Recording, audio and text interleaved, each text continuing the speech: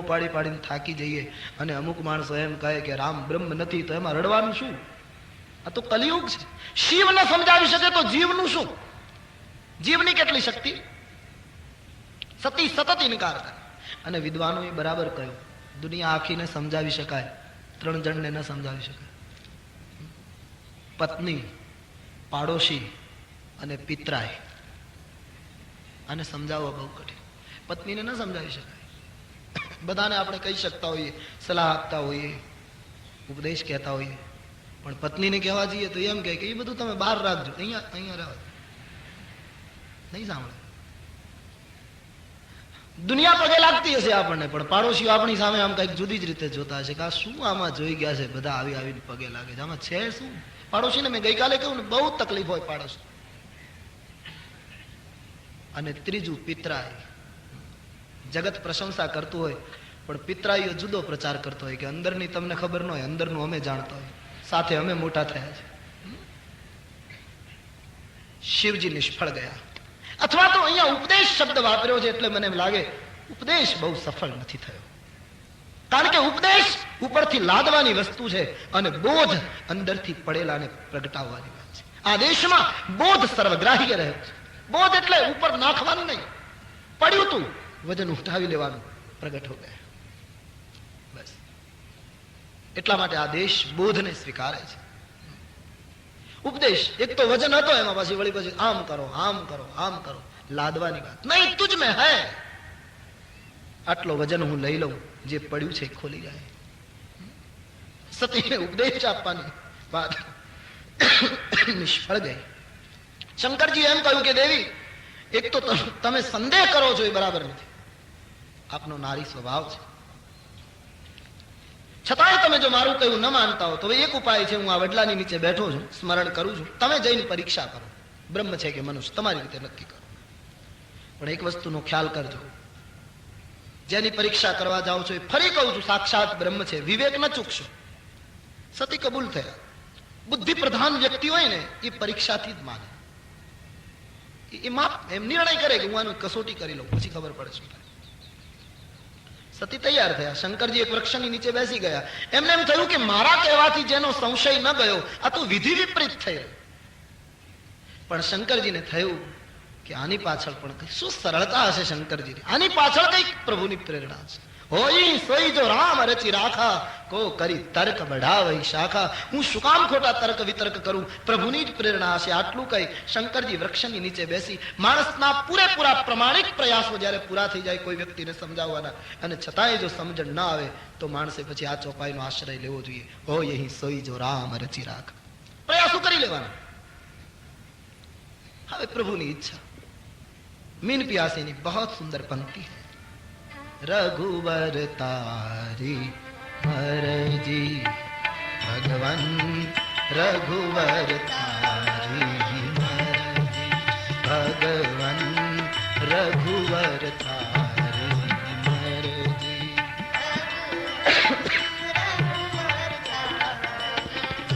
कवि में बड़ी शीघ्रता है. मीन प्यासी बहुत अच्छी कविताएं लिखी है मीन प्यासी. रघुवर तारी मरजी भगवन. गाइए.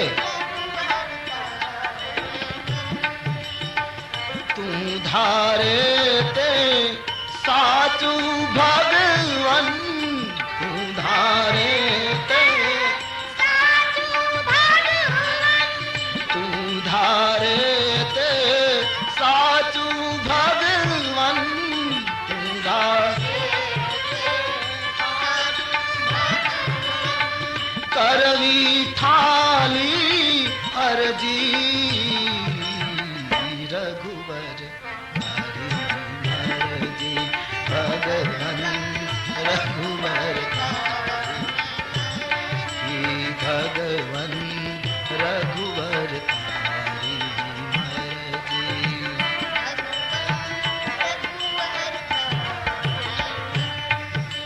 शिवजीએ છોડી દીધું ઈશ્વરની ઈચ્છા ઉપર. જાઓ સતી. પણ એ નિરાશ ન થયા શંકરજી. તો વિશ્વાસનું સ્વરૂપ છે. ભવાની શંકરો વંદે શ્રદ્ધા વિશ્વાસ રૂપિણો યાભ્યામ વિનાન પશ્યન્તે સિદ્ધાહ સ્વાંતસ્તમીશ્વર. બેઠ ગયે એક વડલાની નીચે, અને વડલો એ વિશ્વાસનું પ્રતીક છે. બટ વિશ્વાસ અચલ નિજ ધર્મ. બેઠ ગયે, રામ સ્મરણ કરવા લાગ્યા. અહીં સતી રામની કસોટી કરવા ગયા. ભરદ્વાજજી, યાજ્ઞવલ્ક કહે, ખૂબ વિચાર કર્યો સતીએ કે શું કરું, કઈ રીતે કસોટી કરું તો ખાતરી થાય બ્રહ્મ છે કે મનુષ્ય. બહુ વિચારને અંતે સતીએ સીતાનો વેશ ધારણ કર્યો. એને એમ થયું કે સીતાજી બનીને જાઉં તો જો બ્રહ્મ હશે તો મને ઓળખી જશે કે આ તો જગદંબા ભવાની છે, આ કઈ સીતા થોડા. અને સામાન્ય માણસ હશે તો સીતા સીતા કહીને રડે છે, મને જોતા ખુશ થશે, નાચવા માંડશે કે તમે ક્યાં હતા, અમે ક્યારના રડીએ છીએ. હમણાં ખ્યાલ આવી જશે. બિલકુલ સીતાનું રૂપ ધારણ કર્યું. રામ અને લક્ષ્મણ સીતાની શોધ કરતા કરતા આવે. રૂપ તો બિલકુલ એમાં કઈ ખબર ન પડે, આવું રૂપ ધારણ કર્યું ભગવતી. પણ ચાલતા ના આવડ્યું. રૂપ આપણે બીજાનું કરી શકીએ, બીજાના જેવું ઘણું કરી શકીએ, પણ આચરણનું શું, પગલા કેમ પાડવા એનું શું, સવાલ ત્યાં છે. રૂપ તો બના સકતે હૈ. ભવાનીએ શું ભૂલ કરી, રામ અને લક્ષ્મણ આવતા હતા, બિલકુલ વચ્ચેથી આવ્યા અને રામજીને આગળ આગળ ચાલવા. એને એમ કે હું આગળ આગળ ચાલુ એટલે મને સીતા તરીકે જુએ તો હમણાં ખબર પડી ગઈ. નહીતર મૂળ સીતાનો ચાલવાનો ક્રમ છે આગે રામ, લખન પુની પાછે, આગળ રામ ચાલે, લક્ષ્મણજી પાછળ, ઉભય બીચ સિંહ સૌહતી કહે છે. સીતાજી હંમેશા રામની પાછળ પાછળ ચાલે. અહીંયા ભવાની સીતાનું રૂપ લઈને રામની આગળ ચાલ્યા છે. ભૂલ કરી ગયા. વેશ બનાવી શકાય છે, આચરણની મુશ્કેલી છે. આમ જોઈએ તો આમ પણ બરાબર કહેવાય. સીતા એટલે ભક્તિ, અયોધ્યા કાંડમાં વ્યાખ્યા છે. સીધા ભક્તિનું નામ સીતા છે. સાચી ભક્તિ હોય ને એ ભગવાનની પાછળ ચાલે, પણ નકલી ભક્તિ તો ભગવાન કરતા આગળ ચાલતી. बिल्कुल ठीक है, यदि सही सीता होती तो सरकार के पीछे चलती, भगवान के पीछे चलती. પણ આ દંભી ભક્તિ છે, પાખંડી ભક્તિ છે, તેથી એ તો ભગવાન કરતા આગળ નીકળે, સ્વાભાવિક. અને ભગવાને પણ વર્તાવ અદભુત કર્યો છે. ઈશ્વરનો એક સ્વભાવ છે કૌતુકી. લક્ષ્મણજી જોઈ ગયા તો કમાલ છે, જગતની માં ભવાની આ સીતાજીનું રૂપ લઈને લક્ષ્મણજી ઓળખી ગયા. સાથે રહેનાર ઓળખી ગયો તો રામજીથી તો ક્યાં સુધી, પણ લક્ષ્મણજી અહીંયા કંઈક જુદા જ પેલામાં દેખાય, કઈ બોલ્યા જ નહીં લક્ષ્મણ, બિલકુલ ચૂપ. નહીતર એ રામજીને તુરંત કહી શકત કે મહારાજ જરા જુઓ એ કોણ. ઓળખી ગયા પણ બોલ્યા નહીં, બિલકુલ ગંભીર રહ્યા. કારણ કે લક્ષ્મણજીએ વિચાર્યું હશે કે ભગવાન જે નાટક કરે છે એમાં એકાદો પ્રવેશ કદાચ આવો આવતો હશે, કોને ખબર. હું કંઈક બોલીશ, મારા ભાગમાં અત્યારે સંવાદ નથી, મારે તો ખાલી પાછળ પાછળ ચાલવાની જ લીલા કરવાની. તો ચૂપ રહે, મૌન રહે. ભગવાન નતમસ્તક મર્યાદાથી ચાલતા હતા. ભગવાને જોયું અને સતીને સીતાના વેશમાં જોતા પ્રભુને મનમાં હસવું આવ્યું. મારી કસોટી કરવા ભગવાને બહુ સરસ વ્યવહાર કર્યો. તુલસીજીએ લખ્યું, જોરી પાની પ્રભુ કિન્હ પ્રણામ. ભગવાને હાથ જોડીને પ્રણામ કર્યા. બસ એમાં બધા ખુલાસા આવી ગયા. સતીને એમ કહી દીધું કે તમે સીતા હોત તો મને પ્રણામ કર્યા હોત, પણ હું તમને પ્રણામ કરું છું એટલે હું જાણી ગયો કે તમે જગદંબા છો. અથવા તો આજના સંદર્ભમાં લઈએ તો એનો અર્થ એમ થાય કે સાચી ભક્તિ ઈશ્વરને પ્રણામ કરે, પણ ખોટી ભક્તિને તો ઈશ્વર પણ હાથ જોડે કે હવે હદ થાય છે. દાંભિક ભક્તિ, પાખંડી ભક્તિને પ્રભુ પણ હાથ જોડે કે બસ. અથવા તો ભગવાને પ્રણામ કર્યા એનો અર્થ એ પણ હોઈ શકે કે પરીક્ષા કરવા આવે એ ગુરુ ગણાય, જેની થવાની હોય એ શિષ્ય ગણાય, અને ગુરુ આવે ત્યારે શિષ્યનો ધર્મ છે પ્રણામ કરવા. આપ મારી પરીક્ષા કરવા આવો છો ને એટલે શિષ્ય તરીકે હું પ્રણામ કરું છું. પણ શંકરજીને એક મુશ્કેલી આવી, સંબોધન. રામજીને એક મુશ્કેલી આવી, સંબોધન શું કરું? સીતાજી કહું કે માતાજી કહું? છે સીતાજી વેશમાં અને વાસ્તવમાં માં છે, જગદંબા છે. હવે માતાજી કહે તો સીતાના રૂપને માં કહ્યું કહેવાય તો પોતાના દાંપત્યમાં તકલીફ થાય, અને સીતાજી કહે તો જગદંબાને પત્ની કઈ કહેવાય તો ધર્મમાં તકલીફ થાય. શું કરો?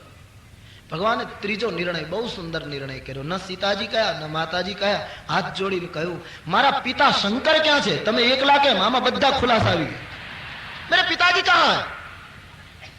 સતી એક વાક્યમાં બધું સમજી ગયા. એ જ ક્ષણે સીતાજીનો જે વેશ લીધો તો એ પડદો ગયો, મૂળ રૂપમાં આવ્યા. પડદો ક્યાં સુધી ટકે? પડદા નહીં, પીરિયડ હોય. અમુક સમય મૂળ રૂપ તો એક વખત પ્રગટ થવાનું. તારો કે તેજ મેં ચાંદ छिपे नहीं